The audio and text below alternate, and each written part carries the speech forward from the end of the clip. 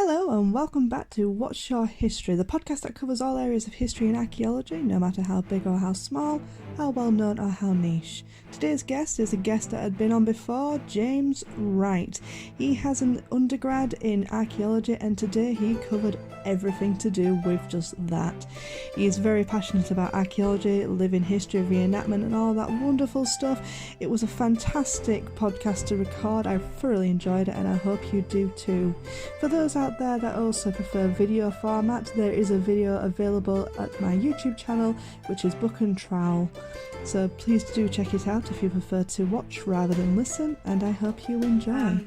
So you're here today to tell us all about reenactment, living history, all that sort of thing. What is it about reenactment and living history that got you interested?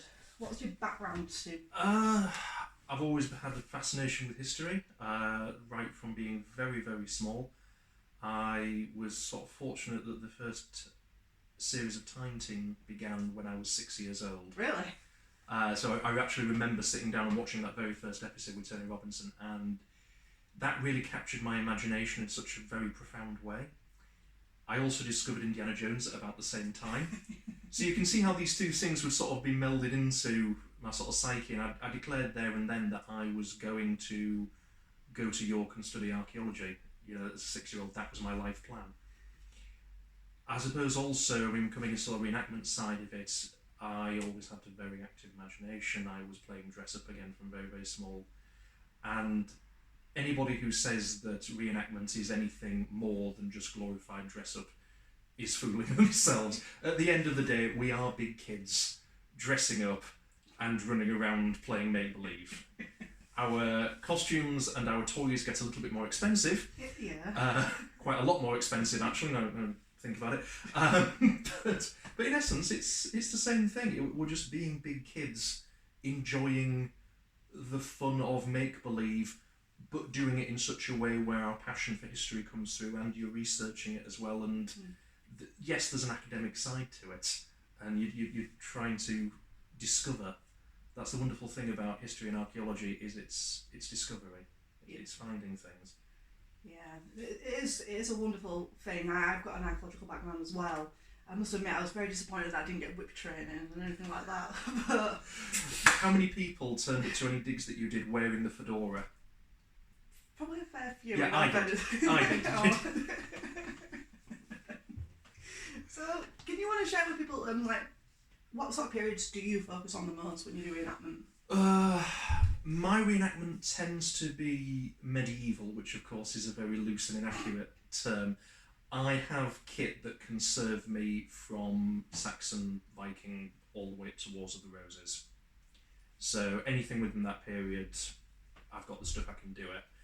I started off doing Viking, which I think is how a lot of reenactors start again. When it comes in sort of capturing the imagination, that's something that's a big part of it. Yeah. It's being flashy Viking.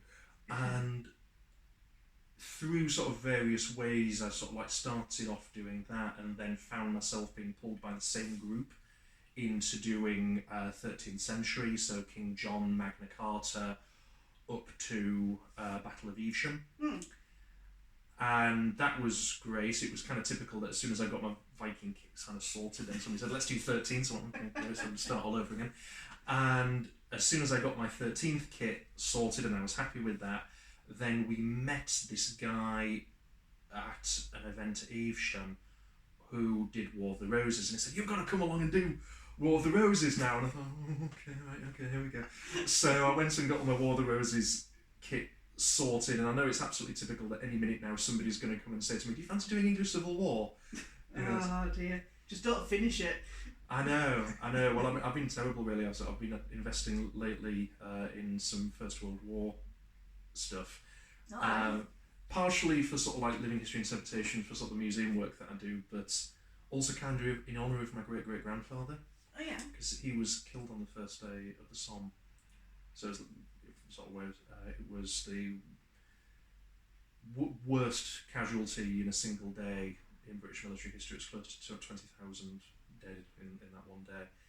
And so kind of in his honour, what I wanted to do was to recreate his uniform exactly. So I've been going through loads of source material of what the kit would have looked like at that time, when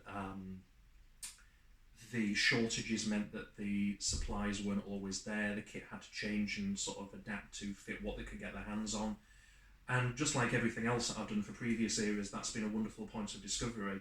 I hadn't quite appreciated those nuances before, and that is in itself, so it's research, it's experimenting and see what works, and sort of feel of, once I've got that kit fully together, just to sort of like put it all on and sort of feel it, like all that weight that would have been on him, how he would have felt as he was getting ready to charge over the top in 1916. Blimey. So how about all the shiny things that you have with you today? What would you say is your favourite shiny thing? My favourite shiny thing? Everyone's going to expect me to say the sword, and it's not. I love my sword, but it's one of the things I always sort of say when I'm sort of introducing reenactment to new starters is like, yeah, you want to have a sword because it's cool, and wave it around. It's like not many people would actually own one of these things. I mean, this is a serious status symbol to us and something like that. And majority of people like today, would have been sort of average run-of-the-mill sort of working to middle class sort of merchants or farmers, and the everyday life of history has always fascinated me the most, which is why I have to say my favourite item has got to be this, which is my early 15th century arrow extractor. Oh, blimey. So, kind of by accident, I found myself within my reenactment group doing medicine and surgery. Yeah. This is always what kind of fascinated me. Possibly because I'm the only member of my immediate family that hasn't worked in the medical industry proper. Okay. I was always the historian, but nevertheless, when you're growing up with that around you, it kind of rubs off. Yeah, you're going to pick some stuff up. Yeah, so I started looking up various remedies that would have been around at the time. Some of them are quite practical, a lot of these herbal remedies. Some of them are bizarre. It's very weird. It really goes from one to the other with not much in between. You want to give any examples? Well, okay, so for instance, if you were performing surgery, if you needed an anaesthetic, I get a lot of members of the public who say, would they just bop you over the head? No. Would they apply you with alcohol? And so, well, no, because alcohol thins the blood down, which means if you're performing surgery, your patient's going to bleed out even quicker. Yeah. So they would create an anaesthetic which was called dwale, which is Anglo-Saxon for sleep. Okay. And it is essentially a mixture of lettuce juice, which is a soporific, henbane, hemlock, opium, and betony. Okay. If that doesn't kill you, it's a really effective anaesthetic. You've got to get the dose just right, but it will totally knock them for six. And they'd normally throw some brine into it as well, which is quite a powerful laxative. The idea being that it would push this quite poisonous mixture through your system quite quickly, so it knocks you out for as long as it needs to for the surgery, but then doesn't hang around in your system to poison you any further. That's good. So that was actually very, very effective, and until sort of advent of modern anaesthetics, really in the late Victorian age, it worked. Yeah. On the other hand, you get some wonderful things like for gout, baked owl. Okay. Yeah. How's that meant to help? No idea. Another one I quite liked, which I did quite recently, was this was in Paul's Leech book, for period cramps. Recommended taking a live cat, beheading it, and then placing the still warm headless corpse over the abdomen. Okay, now I can understand how that would work, 'cause it's basically a hot water bottle, but why is the cat to die? Well, that's it. I thought exactly. I mean, surely if the cat stays alive, you can use it for next month as well. I don't know. Oh dear. The wonderful world of medieval medicine. Yeah, you do get history. some really weird ones. But on the other hand, you would get some very sophisticated techniques, particularly in terms of surgery, whilst it was possible to die of infection quite easily, because they didn't have much in the way of antiseptics. I mean, you could use honey, rose water, turpentine, but it was very much sort of ad hoc because they didn't really understand why it was working. They understood if you put that into the wound, chances are it's not going to fester, but the mechanism wasn't really understood. Yeah. But their knowledge of human anatomy was, for the most part, not bad. Certainly in the way that you can sort of stitch somebody up and you can set bones and treat battlefield injuries, which is where this comes in. Yes. So the Battle of Shrewsbury was fought in 1403. To give you a little bit of background, Richard II, what had been basically kicked off his throne a couple of years beforehand. I always tend to think if you want to really understand the Wars of the Roses, watch Game of Thrones. Why? Because a lot of these characters are actually based, or sort of partially based, on real life individuals in this time. So if you want to understand Richard II, think Joffrey. Boy okay. king, spoilt brat, drunk on his own power, thinks he can do anything he likes, and eventually his own barons prove him wrong. He is usurped by his cousin, Henry Bolingbroke, who becomes King Henry IV, and Richard is basically locked inside a cell to starve to death. Fun times. That's not how Joffrey died, but... No, but as I said, it's very much that type of character. Mm. Now, no one was sorry to see the back of him whatsoever. You know, they were very happy to see him gone. However, there were some that were not convinced that Henry had been the right replacement. They thought one of the other cousins might have been a better fit. Mm. And so one of them, known as Hotspur, rebelled against him. And at the Battle of Shrewsbury, you see Hotspur and Henry IV come to blows. Now, Henry's young son, Prince Hal, the future Henry V, as in Agincourt, he would have been 16 at the time. Prince of Wales, as a 16-year-old, he was already expected to learn the business of being a king, which involved military service, leading part of his father's army. Mm. And so he was in charge, I believe it was the right flank, when, not too long into the battle, he received an arrow in the face. He was incredibly lucky. For a start, the type of arrow that hit him was a bodkin head. So if you look at sort of the barbed head like that, this is the sort of thing which would have been very, very good at piercing flesh, and it would also do an awful lot of damage in trying to take it out again, because of course the barb's trying to pull it back. Yeah. Instead, what he was hit was a bodkin head. Now, these are essentially armour piercing. These things can puncture armour if they hit at the right angle. Usually around about 90 degrees, they could actually punch straight through plate armour. Now, it's for this reason that a lot of armour, if you look at it, is curved. You don't get seeing flat surfaces. It's all about trying to ricochet things away. Mm. We think the one that hit the prince was a ricochet, because these things would leave the bow at an average speed of 112 miles an hour. Mm. At that speed, this would have gone straight through the back of his head and killed him outright. Something had to have slowed him down.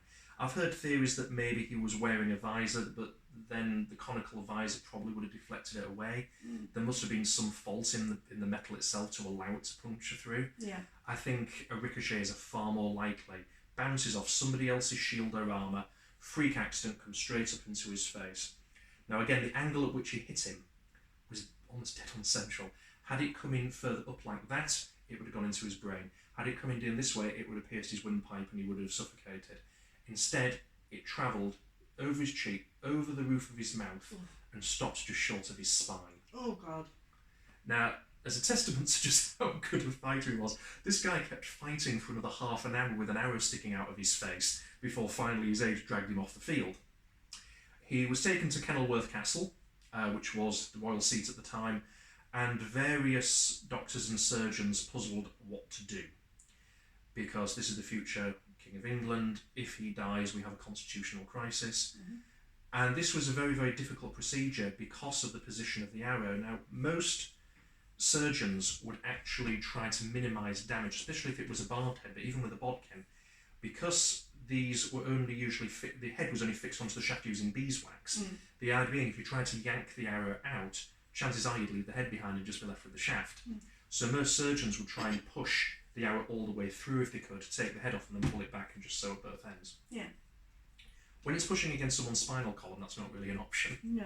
So what they did instead was to pull the shaft out, and then found a surgeon called John Bradmore, who was personal physician to the king. He was not only a very capable medical man, he was also a trained blacksmith and coin forger. In fact, he'd actually been spending some time in the cells of late for fortune coins. So this kind of came along at just the right time for him. Yeah.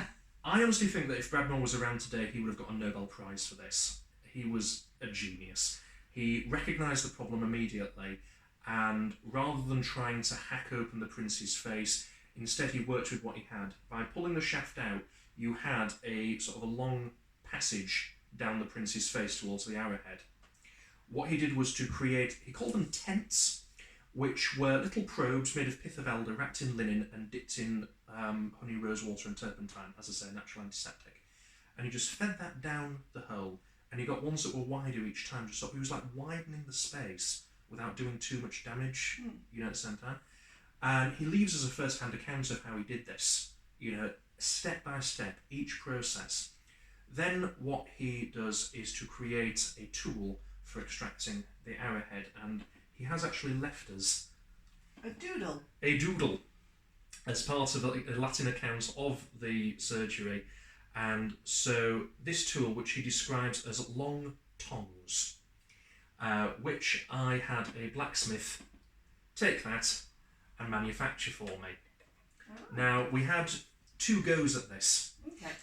So this is the first one that I had made about 3 years ago.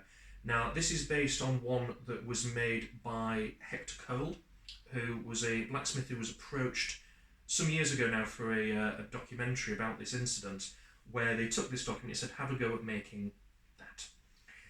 And this is what he came up with. So what you have is this sort of shape of one piece of metal where these 2 long tongs are gripping quite close together. Mm-hmm. You then have a second rod which heads down, fits into a little screw here, and so by screwing this down, what it's doing is pushing the tongs at the end apart. Mm-hmm. So this can just feed down the hole of the prince's face, slot into the socket of the arrowhead, and then by tightening it, it is gripping the arrow from the inside. It's basically like a wall plug. Oh, wow. And as I'm doing this, I can feel this getting tighter. It's like it gets to about there, that's it. This is going nowhere. And then, of course, all he has to do is just draw it out. Oh, nice. And this is a wonderful piece of experimental archaeology, because what we've done is we've taken a first-hand account, the man who actually did it, who gave us an illustration as well, and said, okay, let's have a go at manufacturing to see as a concept, does it work? Absolutely it does. Now, from there, what we can then do is start refining it, because whilst I actually prefer this version, I was talking to the chap who made it for me not too long ago, and we had a little bit of a natter about it, and he said it doesn't fully resemble the illustration that Bradmore gave us. Because if you actually look at the illustration, the thread for the screw is not at the top here, it's down at the bottom, it's at this end. You can see, you can actually see within the illustration there. And so he said, let's have another go and do it with the thread at the other end. And this is the Mark II version, which you can see that's exactly what we've done. Yeah. Now, there's no actual threading inside the end of the tongs here. This is basically just easing its passage as it heads down. And we thought about that and said, well, that actually probably makes quite a bit of sense, because Bradmore would have been making this in a hurry. He was trying to save the prince's life. He knew he didn't have much time to work with. Yeah. Now, it does take quite a bit of time just to make the little screw, just cut it all out and in the metal itself. Yeah. So by building it this way, it was actually a much quicker way of doing it. And again, if we just try it by fitting the arrow into there, and again, just working it down, you're doing it in exactly the same technique. It's the same way that Bradmore describes doing it. You bring it in by feel. As it gets tighter and tighter and tighter, eventually it grips down there. And again, that is solid. That is not going to go anywhere. So I love this as an example of experimental archaeology. It's taking a concept. Does it work? Yes, it does. Let's refine it now and see if we can get something even closer to what we think it might have been. It's not perfect. No. It's not from that time. But... No, I mean, and this is the thing you've always got to remember with all kinds of sort of scientific inquiry. It's best guess. Yeah. That is the most we can ever hope to really achieve. Does it work? Yes. Does it mean it's likely that it was how they did it? Yeah, probably. Does it mean it's definitely how they did it? No, of course not. No. It's one of the things that I'm very intrigued about, like, in 100 years' time when I look back at our stuff. So, like, if you're from the 90s or even earlier, you'll understand what a cassette and a pen means But you can just imagine people in the future going, Well, you can see that even now. So, for instance, if you are saving a Word document, for instance, and the save icon is the symbol of a floppy disk, Yeah. how many people are using floppy disks anymore? We know it means save, but I mean, if you look at a lot of kids now, they'll have never used a floppy disk. They'll have no idea what that's actually about. Yeah, it is very fascinating, but it's wonderful when we can get at least a bit of a taster of that time. Until that time machine's made, we'll never get a real idea, but it is lovely that you've got this sort of stuff. So, tell me what this wooden thing is. Ooh, okay, so this is called the Unatak disc. Okay. This is, I've got two versions of it. This is based on a find from Greenland in 1948. Dates back to the 15th century, and we believe it is a Viking navigation tool. Oh, okay. Some So- people might even recognise this because it was in the TV series. It was indeed. So, unfortunately, the find itself dates from the 15th century, but there was a fair idea that they were probably using that idea a lot earlier. And because the find itself, only half the disc was present, Yeah. we're not entirely sure how it might have worked. So, this is the simplified version, and this is the version, if you watch the Vikings TV series, they use. I think they probably went with this version because it was easier to explain on screen how it worked. So the idea was that you would place this absolutely flat. So, for instance, if you're at sea, they put it in a bucket of water so that you get like sort of perfect sort of 90 degrees to the sun. And you would place it out at noon each day and measure the location of the shadow cast by this stick. And you can see there are lines placed on upon it so that you can track that movement. Yeah. Make a point of where that shadow is touching, then the next day you do it again. And if the shadow is still in the same place on the board, that means that you have been travelling perfectly from east to west. Whereas on the other hand, if it's shorter or longer, that means you've started to drift north or south. Okay. So it's a very simple navigation tool, and if you imagine a lot of Scandinavian raiders coming across the North Sea heading towards the British Isles, that would have been incredibly useful to them if they can travel exactly latitudinally. Now, there is a more complicated version of this. And it just so happens you have it. Well, I had a go at making both of these. This one, a little more complicated, but it meant that you could actually find the location of north using it. Okay. So again, you would use it at high noon, and you would make the point of the shadow hit one of these lines. Now, this would actually take a year to manufacture, because what you would be doing every day at noon is tracing where it goes at that particular point. Did it take you a year to make it? No, this one I did in an afternoon because it was purely an experimental thing. I'm actually working on another version which is a little more accurate because it's tracing the movements of the sun throughout the year. So because the sun at different points in the year is going to be at a different height, it's going to cast a different shadow. This means it works throughout the year, and there are different circles for winter or summer months, or indeed where you are longitudinally on the planet. Yeah. So this is something that the more lines you put on it, the more adaptable it was. But by making the shadow hit that appropriate line at the right time of day, at the right time of year, if you then take this twizzle bit and then point it towards that centre line, then that is then pointing north. And that will work throughout the year. And I did have a go at this soon after I made it, which was last June, and more by luck than judgment, I was only 3 degrees off. Oh, wow. When I tried it at noon, so I was very, very pleased with that. I'm not entirely convinced it would work for the entire year, this one. I think it was purely more luck than judgment that it just happened that I got the line in just the right place for June. Yeah. But as I say, this is my Mark 1 version. I am currently working on another which would allow me to do the full year, and that's me standing outside every couple of days with this thing at noon to mark it all out to get it just right. Full on dedication, that is. Absolutely, and that's exactly what this is. Likewise, you would have this, because one of the problems where this stops working is if the sun isn't out. So, and again, they did show this in the Viking series. This is a piece of optical calcite, sometimes known as a sunstone.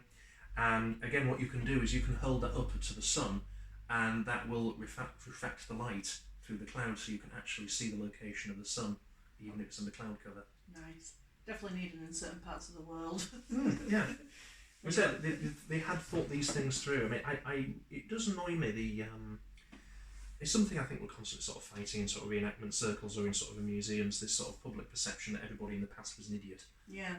You know, so no, the people were just as intelligent or not intelligent as they are today. Yeah. They're fully capable of coming up with these things. Yeah, well, I always used to say that as well when people would say that, oh, people are just so stupid back then. I was like, no, maybe, like, educational wise, they're stupid because they're not getting what we would deem as an education.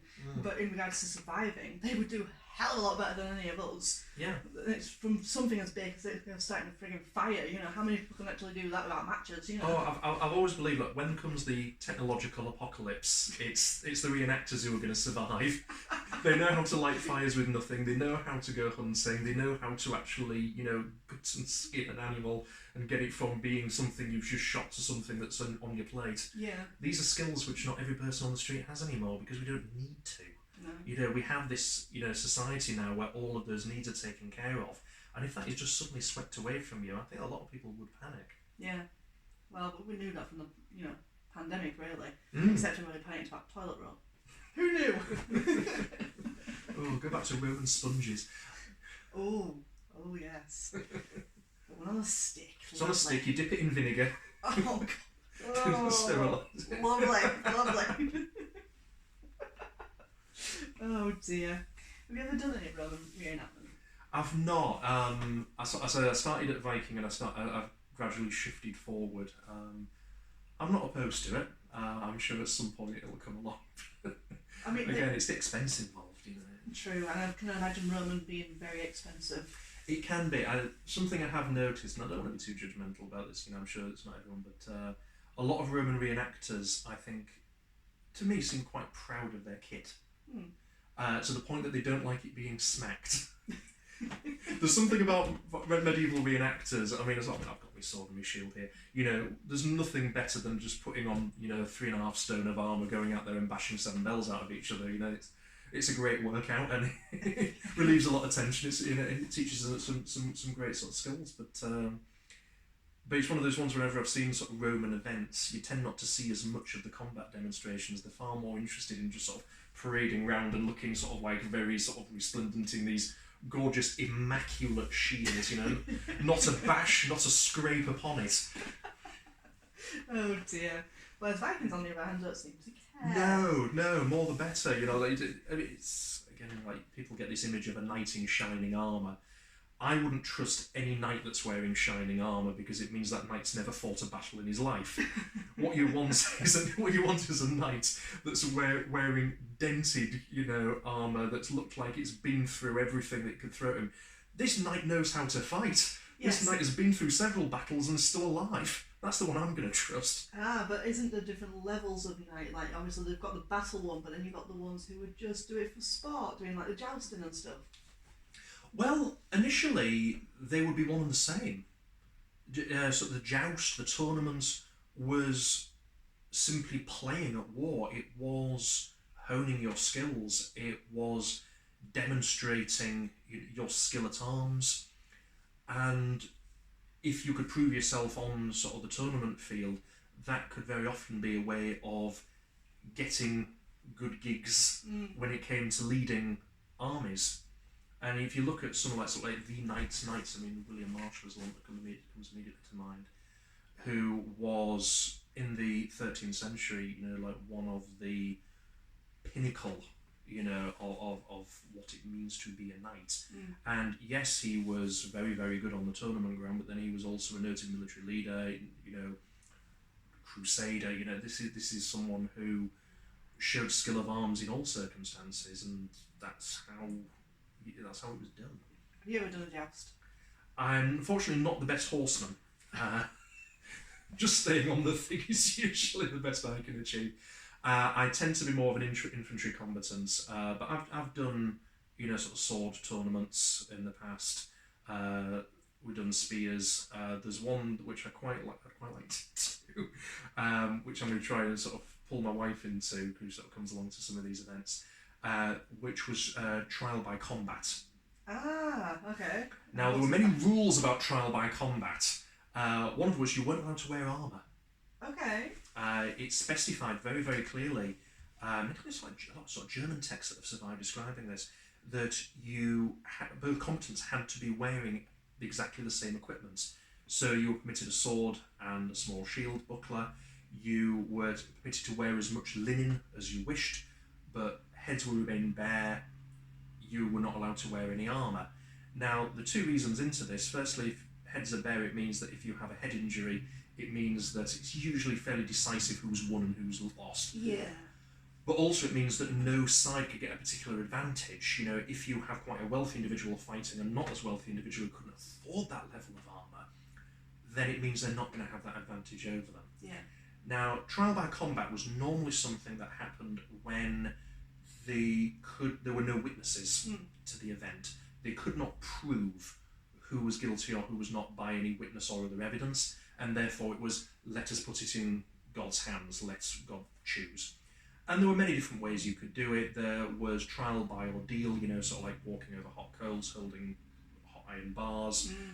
Trial by cross, if you prefer something not quite as horrible. You basically just stand opposite each other with both arms outstretched on either side of you, and whoever's arms get tied first and drop, that's the loser. Yeah. Because you said, like, God will give you strength to hold your arms up straight, you know, in the sign of a cross or whatever. Yeah.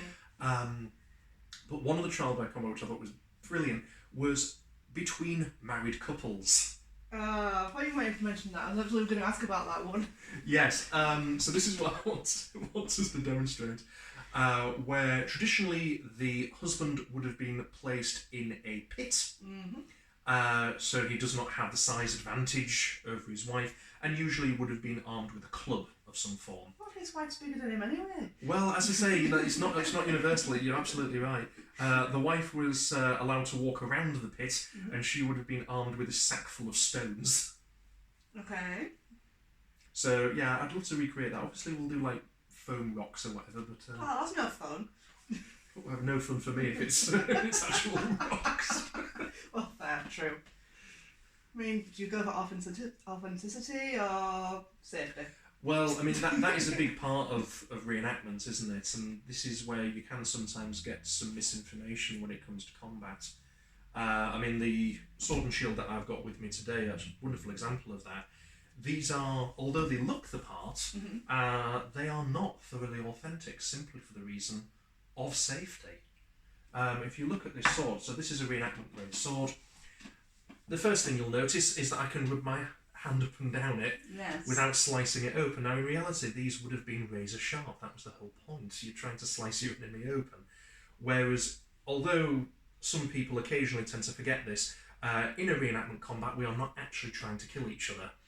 And so all of the edges are thoroughly rounded off, and these are checked ahead of battles. You know, whenever we do, you know, reenactment combat, these are checked by a safety officer before we even walk onto the field to make sure that they are completely rounded, that there aren't any chips or burrs from previous combats in them that could give it a slight sharp edge. And so you walk onto that, and although, yes, at the end of the day we are still smacking each other with metal bars, so we try and pull the hits, these are designed with this sort of combat in mind. Yeah.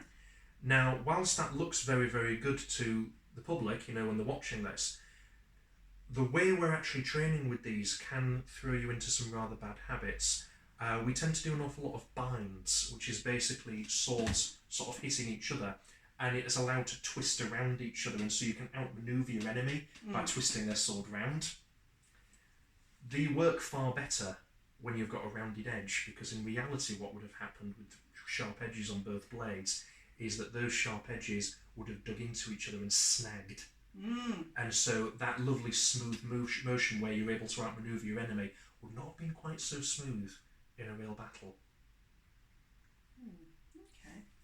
It sounds like a bit like fencing, really. That's what fencing's like. Yeah, I mean, the techniques between sort of fencing, Harnischfechten, which is basically sort of 15th century armoured sword fighting or similar, Even looking at sort of some of the Eastern martial arts, the techniques are often very, very similar because at the end of the day, the human skeleton only moves in so many ways. Yeah. It's more about sort of the stance and where the emphasis goes. Different types of swords are naturally going to make you manoeuvre in different ways, but you can see an awful lot of very similar techniques coming through. And if you've got a weapon that's like this, it is a natural thing. And if we're doing tournament work, it's a good way of winning. But is it historically accurate? No, not completely. Similar for the shields. So this is my Viking Age round shield. Mm-hmm. Now this, on the outside of it, is... Very blue. Very blue, yeah. It used to be red. I've repainted it. It's got bashed so many times.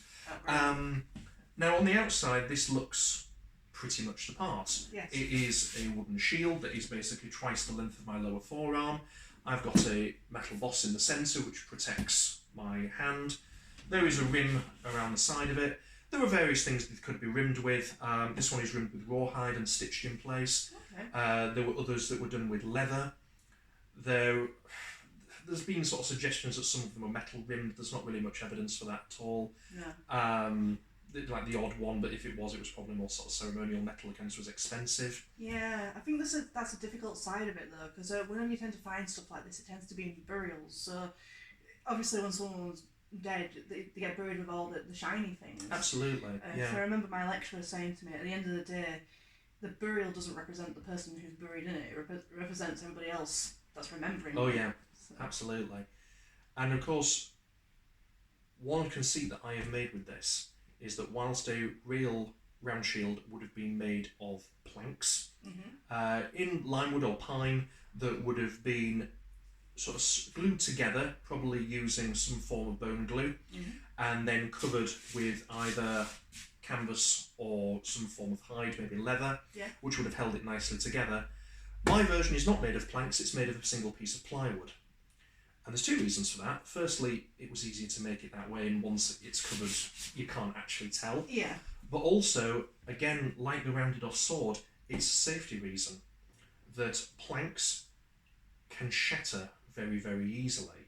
So if I take a hit straight on there, which is something that happens a lot in these battles, Yes. suddenly you have got little splinters of pine flying all over. That's going to get into people's eyes. It's a simple safety thing that plywood is a lot more durable, and on the occasions it does split, it's not going to do it in that fashion. It's just going to kind of crack, and a few bits will sort of break away, and it's something that's still easy to repair. I can just cut out another piece of plywood and just transfer the boss onto another one, and it's much, much safer and long lasting on the field. Now, what that tells me is that the entire concept of the shield wall, as depicted in various TV series, is complete and utter rubbish. Aye. Because if you've got a shield that is constructed out of planks that cannot really take that sort of constant bashing, in a long line before it just disintegrates and splinters all over the place, then why were they made that way? We know how the shields were made because we have archaeological examples. So what I think is off is our interpretation.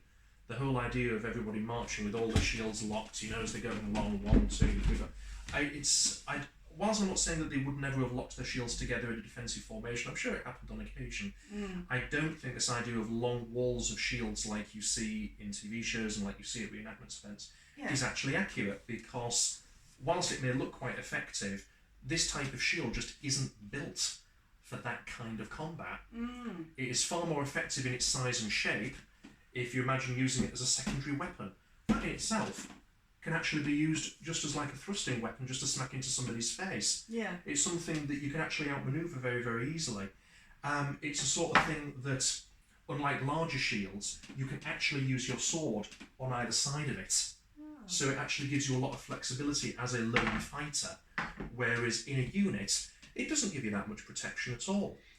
Is it possible they could have sort of done a shield wall, not necessarily to defend, but more as like an intimidation thing? It could have been an intimidation thing, certainly, but certainly the idea of it being used as a purely defensive formation, like like for instance, the Roman technique, where they do the testudo, where they're all sort of like lodged in. Yeah, and do like a box. Yeah. If you're going to do that sort of tactic, then build a shield that, like a Roman one with a large rectangle, because that covers the whole body. Whereas this, if you lock them together, they're circular, so you're going to be left with lots of little holes. And also, if I sort of stand up, there's a bit of a problem here. As you can see, it's not covering all of my body. No. My legs, my knees are exposed, my head is exposed. Now, in reenactment combat, we have strike zones. And again, this is all for safety reasons, that we do not strike each other in the head. Mm-hmm. We do not strike each other usually in the legs, unless it's been prior agreed. The strike zones are essentially what we call shorts and t-shirt. It's your torso, it's your upper legs, it's your upper arms, which is all perfectly, shielded by this. Yeah. Now, combatants in the 9th century were not so sportsmanlike. And if they could go for your heads, or if they could take your kneecaps off, they absolutely would. Yeah. Yeah, because again, I suppose by having this misconception, not necessarily just about the Shield Wall, but from watching TV series and stuff, they kind of portray them as being very honourable people, and kind of like the Romans with their kind of system and stuff, or even later medieval, where they have like rules and regulations of how to fight. And there's a degree of that, but I mean, I think if you look at any of these periods, honour is only there as long as it's convenient. Yeah. And the whole concept of chivalry, is nowhere near what I think most people imagine it to be. Of sort of this hard and fast sort of set of rules of this is how we shall always behave. There were thousands of occasions where that just went out the window. The idea that you should be ransomed if you are of a noble birth rather than being killed. There were plenty of battles, Taunton immediately comes to mind, where it's declared on both sides no quarter. All of that's out the window. You're just going to die. Oh, fun times. One of my favourite ones within chivalry, it's awful. It was sort of specified that a knight must always he must always protect the virtue and honour of a lady, unless there is another knight in the room. For if those two knights shall engage each other in combat, then the winner may claim the lady as his prize. Fun. Oh no. Oh, yeah. No. Yeah. I don't want to go down that rabbit hole. It's all about who's writing the rules. Yeah. Yeah. Oh, I don't like that. It's really depressing when you look at the past and just like women are just a piece of fucking meat. It's just yeah. I mean, have we much further, to be honest? I mean, look at any sort of advertising in the 1960s. I'd say it's far worse. True. But we're going to go and talk about something nicer than women have been treated.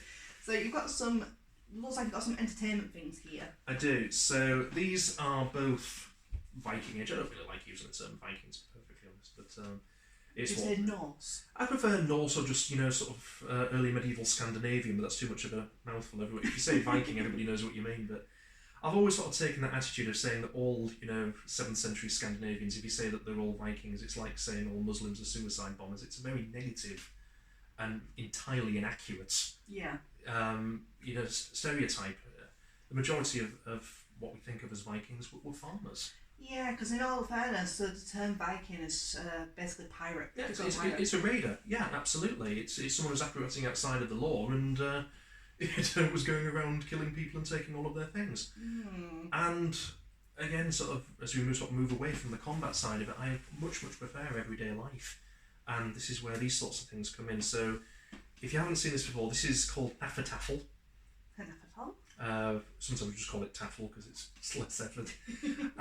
Now we have found so many pieces of this game. If you look at the digs at Birka, they found I think 4 or 5 graves with full sets, or in one case I think 3 full sets of these pieces. Some of them carved out of bone, some of them made out of glass. Yeah. Wow. In fact, there was an excavation just this year on the island of Lindisfarne, which I wasn't digging at it, but I happened to be on holiday at Lindisfarne and I stumbled across the dig and naturally came across and started chatting with some of the excavators. And that day they had found a glass naffle piece. Oh, wow. It was a beautiful little thing. It was in blue glass with little blobs of white glass just on the top. It was absolutely gorgeous. And Love to be able to see that. yeah, it means again that sort of feeling of discovery when something actually comes out of the ground and it's like no one's seen or handled this in 1,000 years. One of the things they found with all these pieces is that almost all of them were the same, except you'd always have one larger piece, which we've interpreted as the king. And again, this comes into interpretation, is that while they were kind enough to leave us the gaming pieces, no one was considering it to leave us a rule book. So we've had to kind of guess and work out what we think it might have been. And what we've come up with is essentially attackers and defenders. If any of the listeners are fans of Terry Pratchett's Discworld, Thud was based on this particular game. Oh, right, okay. And so you have the dark pieces which would be attacking, you have the white pieces which are defending, and so the White King has to escape to one of the four corners. Yeah. Whereas they would try and defend him by creating a wall around him. And the way we usually interpret a piece being taken is if a piece has been taken on two sides. Yeah. And taken away like that. Yeah, so there was no, you can't go diagonal. You can only go. Oh yeah, only the king can go diagonal. It is believed that this did eventually evolve into chess, or chess evolved sort of like alongside it. So by the 14th century, this had pretty much died out, and sort of chess had taken over. Yeah, and that's when you get like the Lewis chess pieces and stuff, which look very, very similar to these pieces. Yeah, I mean these particular pieces are reproductions. They are based on one of the Birka finds. It's very nice. I like it. It is very interesting. I remember being shown how to play this once upon a time, but just like with chess, straight out of my head. I'm not very good at remembering strategy games, really. And it is strategy and sort of defending your lord. That was a big part of many, many games. A wonderful example of actually that is football. And this is something which my reenactment group has been planning on doing this coming year, is putting on a proper game of medieval football, where you are allowed to take weapons onto the pitch. What? So, fatalities are frowned upon, but apparently maiming is perfectly fine. Makes sense. Rules were very, very few. And there was no limit to how big the team could be. Sometimes entire towns would take part in this one football match. Oh my goodness. And it's thought that part of the sort of attack and defence of a football match, of protecting the ball, is essentially training combatants to protect your lord on the battlefield. It's coming up with those sensibilities and that sort of, this is your duty to protect this centre point, be it a person or Are you allowed to kick said lord then? Again, I think that's probably one of those things that's frowned upon, but it depends on the lord, I suppose, or how well the battle's going. See, loopholes, and it's all about loopholes. So what's this thing then? So this is based on an archaeological find from York. So the Coppergate excavations that took place in the late 70s, early 80s. Many people tend to look at that and think of the Coppergate helmet, which of course was a gorgeous piece. I've got a copy of it at home. This again, the original was broken, so it was like broken away on the side, and so one of the tubes here was actually visible in profile. Nice. And when this was originally found, the thought was that maybe it's like a needle case or something, that you're putting something into these holes. And then one of the people who was sort of present at the dig just sort of like picked it up for a second and looked at it, and then suddenly realised it's a musical instrument. These are basically Viking Age panpipes. Oh, that's fantastic. Oh, I've never seen the a replica of these. I think the originals are on at Jorvik, and I think I've seen them. But yeah, I would say my favourite thing that was found at the Coppergate excavation is probably the sock. That's my favourite, because it's just the fact that it's just text. I'm not a fashion historian. I don't really care for fashion, but the fact that it's survived and it's textile is just like, I mean, that's one of the most wonderful things about the Coppergate digs, is that the environment was so brilliant, and it's so unusual to find those sorts of waterlogged conditions which allows that sort of natural fibre to survive. And majority of our understanding of textiles and clothing from that period come from the Coppergate digs. I mean, my Viking reenactment clothing is almost entirely based on the clothing that came out of those excavations. You know, I will look at, okay, the type of weave, the type of colours that would have been around, I will try to match that. We haven't found any complete pieces, but, you know, you find enough fragments of clothing that you're able to get a rough idea of how these things would have gone together, what the patterns would have looked like. So again, you just try and get it as close as possible. And is it comfortable? Actually, yes, it rather is. That's good then, yeah. You know, if it's not comfortable, then you've probably not made it right.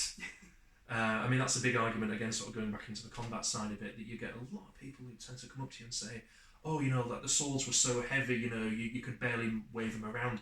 The armour was so heavy that you needed a crane to get you onto a horse, they couldn't move. And like, if that's how... very impractical. Yeah, exactly. If that's how heavy your equipment is, then it's not fit for purpose. You know, my full armour is about 4 stone. And I mean, yes, you can feel it's on you. You actually tend to feel it more when you take it off. There's a lovely sort of like floating feeling you tend to get, you know, sort of like you feel as though you're floating slightly. But no, you can absolutely operate in it, because if you couldn't operate in it, then it's no good as armour. No. It's just something that's going to slow you down and get you killed. So again, that's one of those ones where you tend to be sort of constantly fighting against those preconceptions of, you know, people were not stupid. They had reasons for wearing the things that they did, and if it was going to be too heavy to wear, then you'd be going to be better off not wearing it at all. Yeah.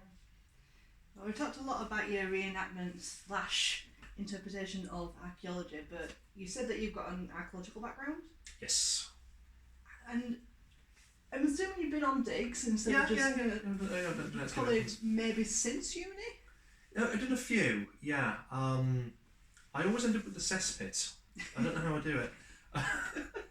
You know, because if you've ever done, you know, digs, it's very often that like the site supervisor will just say, okay, you go over there, you go over there, you go there, and it's often quite random, you know, because you don't really know what you're going to get until you start going for it.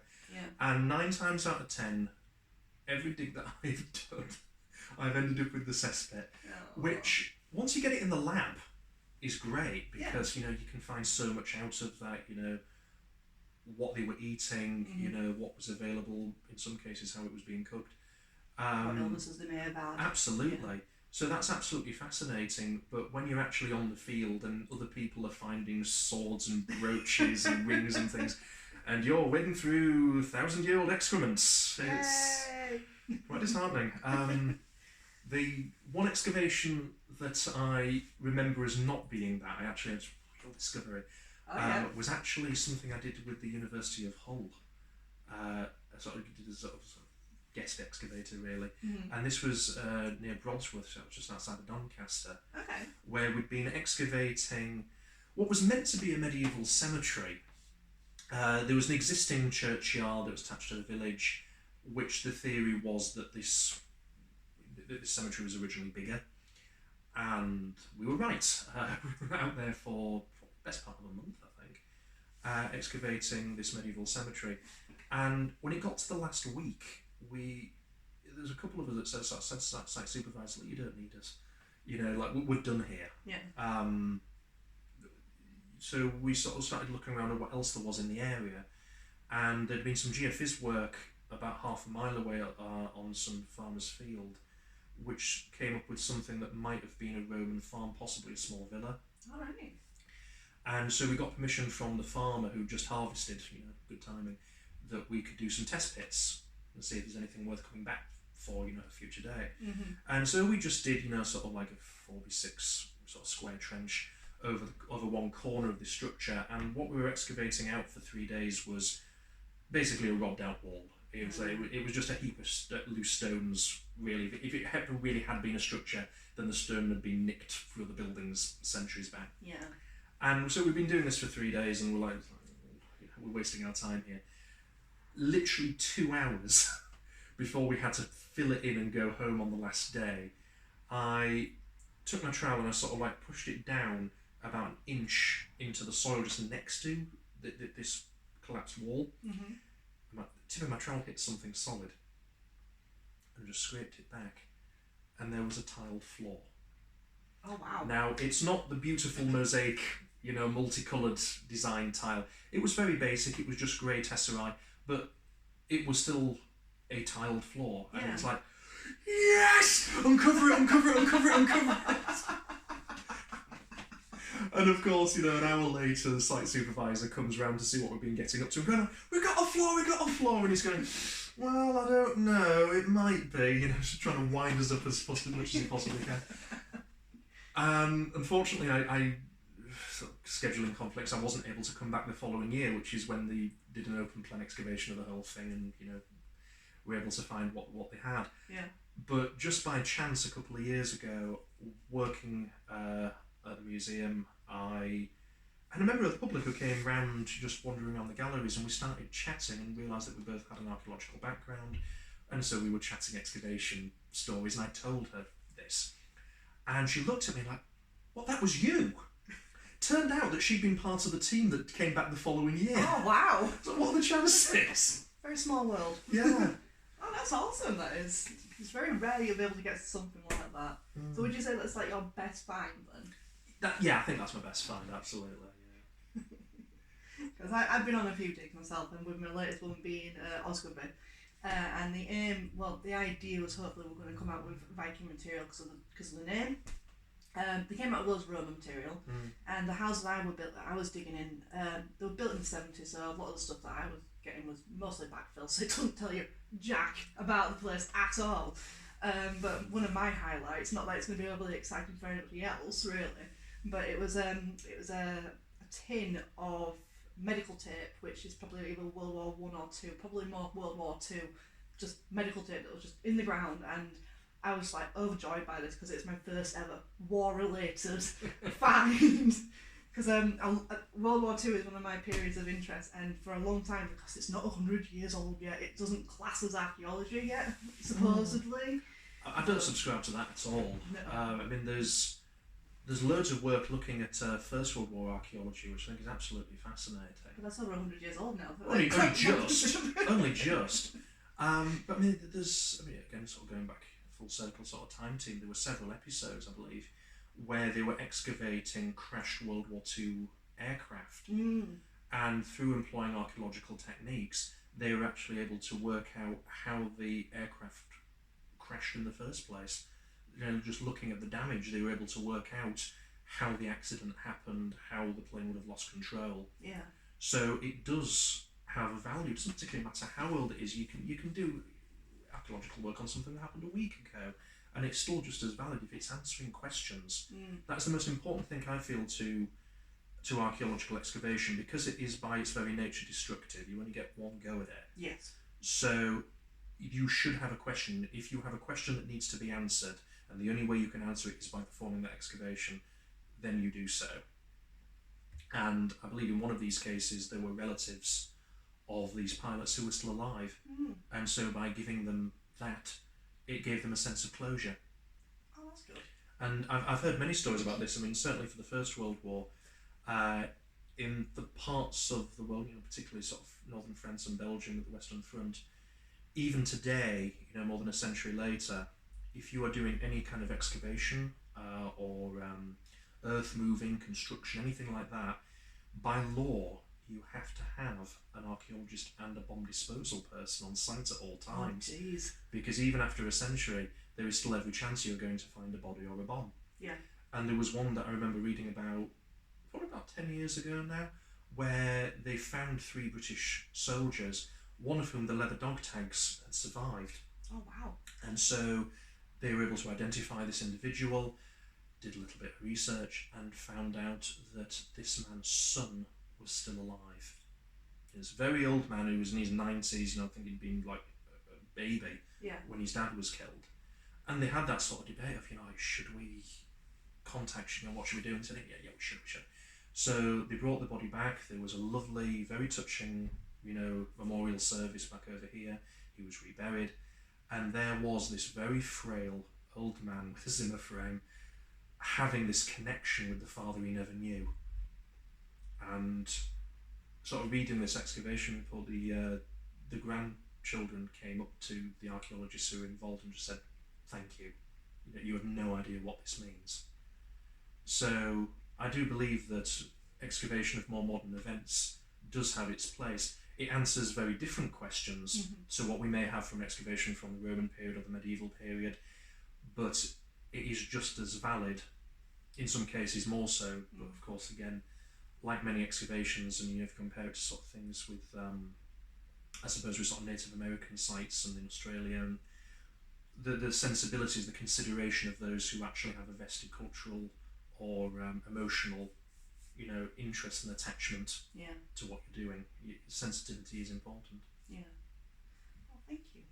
Thank you for this. I'd love to talk to you more about just archaeology in general. I love this sort of stuff because obviously I wouldn't have gone down the same route. But no, thank you for joining me today and sharing some of your shiny things. My pleasure. Thank you. But yeah, so thank you. Hopefully have you on here again at some point. Thank you for tuning in to this week's episode of What's Your History? If you'd like to see any of the items that James mentioned throughout this episode, there is a link to a video version in the bio down below. It will lead you to my YouTube channel, Book and Trowel.